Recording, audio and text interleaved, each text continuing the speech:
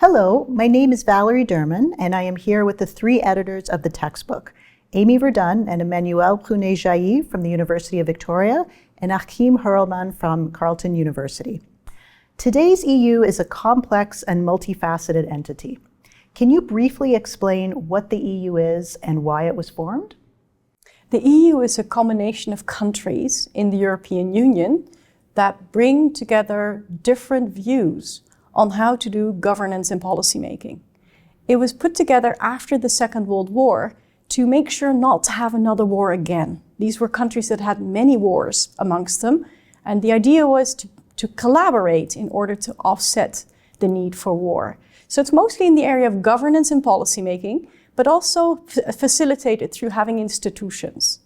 At the end of the day, the EU is based on a set of rules and laws, and that's what basically makes the EU.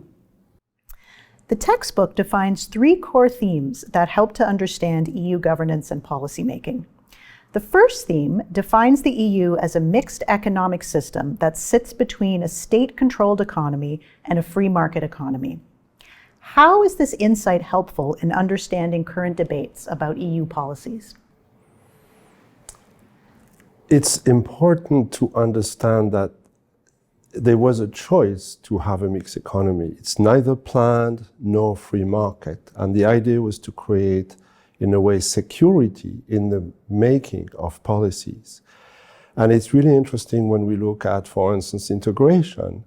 We realize that there are different forms of integration that have emerged out of the policy process, right? This process of integrating through a mixed economy so that we have secured system. And the negative integration is, for instance, all the work that has been done in the area of market integration with the creation of the customs union and the disappearance, in a way, of trade barriers, right?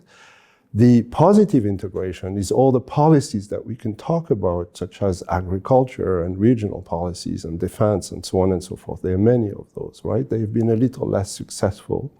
So the area of negative integration has been, in a way, the most driven by regulatory system. And that's, in a way, why a lot of people talk about the EU as being the largest regulator or the largest polity in the world that is able to regulate so many states. And in the positive integration aspect, however, the EU has remained, in a way, restricted.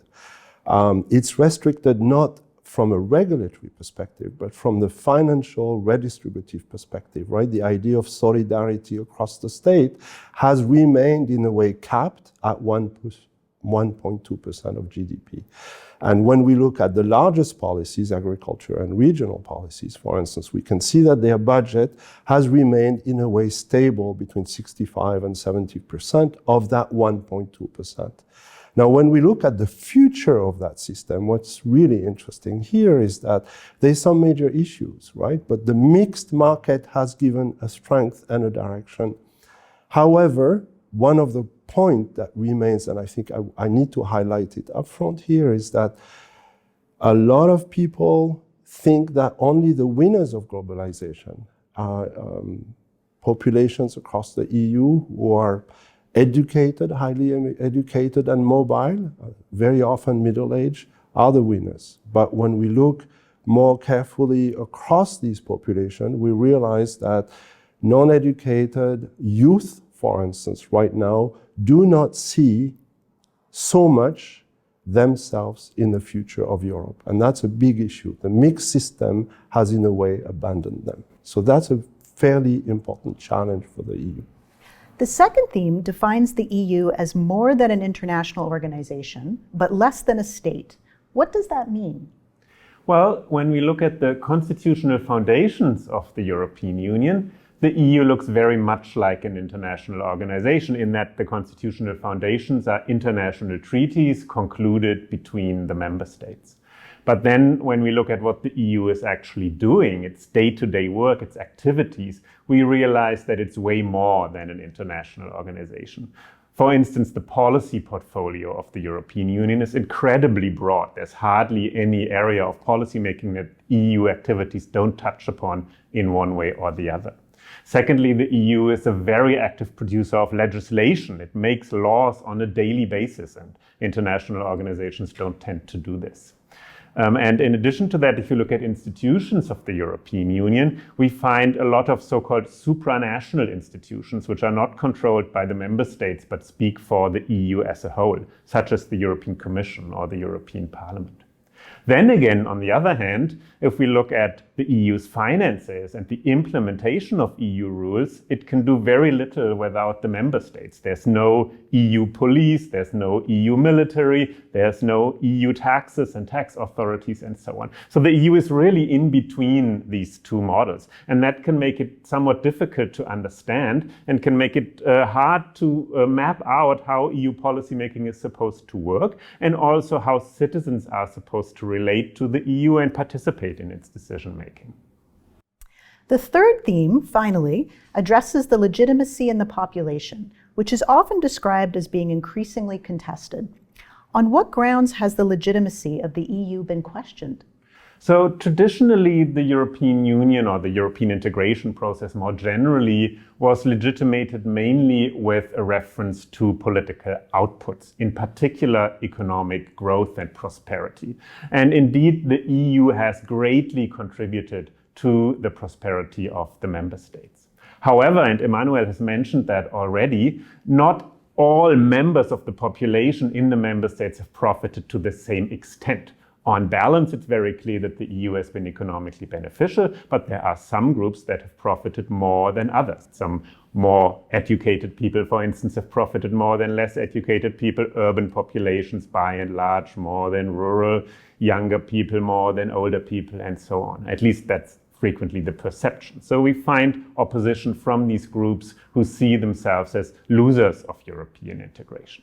Secondly, there have, in the last 2 or 3 decades, increasingly been debates about democracy in the European Union. So not just legitimation through outputs, but so-called input legitimacy. How can citizens participate in the European Union? And here the concern has been that by shifting policy-making powers from the member states to the European Union, national democracies have become hollowed out, while the EU level is not democratically as well controlled as the member states. Now, the EU has, in the last few decades, put in place a lot of reforms to make itself more democratic. So there is a very solid democratic infrastructure now in place in the European Union, but there's still criticism of the EU being insufficiently democratic. All in all, if you look at public opinion polls, you see that a very solid majority of the population in the EU supports their country's membership in the European Union. But there are some people who oppose it, and that generates this democratic debate about the EU's legitimacy. The textbook draws frequent comparisons between the EU and Canada. Why is this done, and what can we learn from the comparison to Canada? So the European Union is an entity in the making. It's a polity, meaning a political entity with individuals that identify with the EU, but it's also not quite done. It's in between. We just heard Achim Hurrelmann speak about that it has components that remind us of an international organization and of a state. Now, a federation is a form of governance where different entities have different roles. And so the federations we know in the world, for example, the United States or Brazil, Argentina, Nigeria, India, those are all federations with their own ways to try to govern these different levels. Now, because there is a theory of federation and a theory of federalism, but not necessarily one clear model, in order to seek to learn about this movement that the EU is making from this sort of loosely coming together of member states to this increasingly deeper form of integration, it's nice to have something to compare it with. And so we can compare it to the theory of federalism or theory of federation, or to a much more concrete example.